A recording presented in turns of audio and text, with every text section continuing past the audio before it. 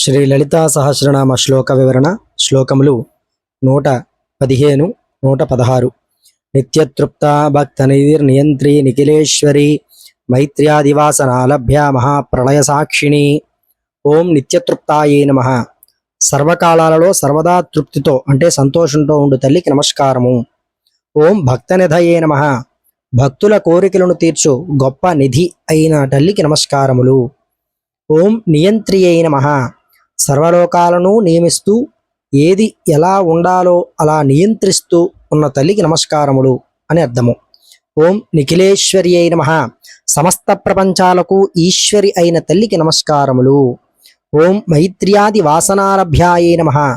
మైత్రి, కరుణ, ముదిత అంటే సంతోషము, ఉపేక్ష అనే 4 వాసనలచే పొందదగినది అయిన తల్లికి నమస్కారములు అని అర్థము. ఓం మహాప్రళయ సాక్షిణ్యే నమః.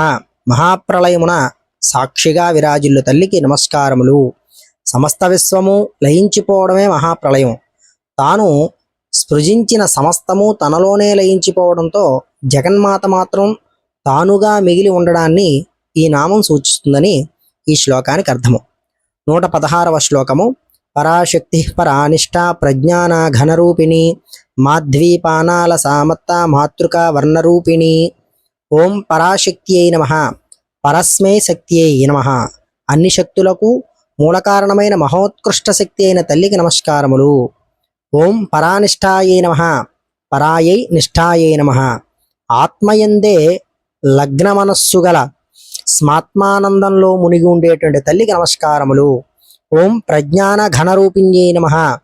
అవిద్యా సంబంధము లేని మహోన్నత జ్ఞానస్వరూపిణి అయిన తల్లికి నమస్కారములు. శుద్ధ పరబ్రహ్మము భక్తుల నిమిత్తమై సుగుణ సాకార రూపము దాల్చిందని ఈ నామానికి అర్థము. ఓం మాధ్వీపానాలసాయే నమః. మదిరాపానముచే మత్తెక్కిన వాని వలె స్మాత్మానందానుభవంలో అంతర్ముఖమై ఉన్న తల్లికి నమస్కారములు. ఓం మత్తాయే నమః. బ్రహ్మానందముచే పరవశించి ఉన్న తల్లికి నమస్కారములు. ఓం మాతృకావర్ణ రూపిణ్యై నమః. మాతృకలను ఆ నుండి క్ష వరకు ఉన్న అక్షరాలను స్వరూపంగా గల తల్లికి నమస్కారములు. మాతృకల నుండే అన్ని మంత్రాలు, వేదశాస్త్రాలు, సకల భాషలు ఉద్భవిస్తున్నాయి.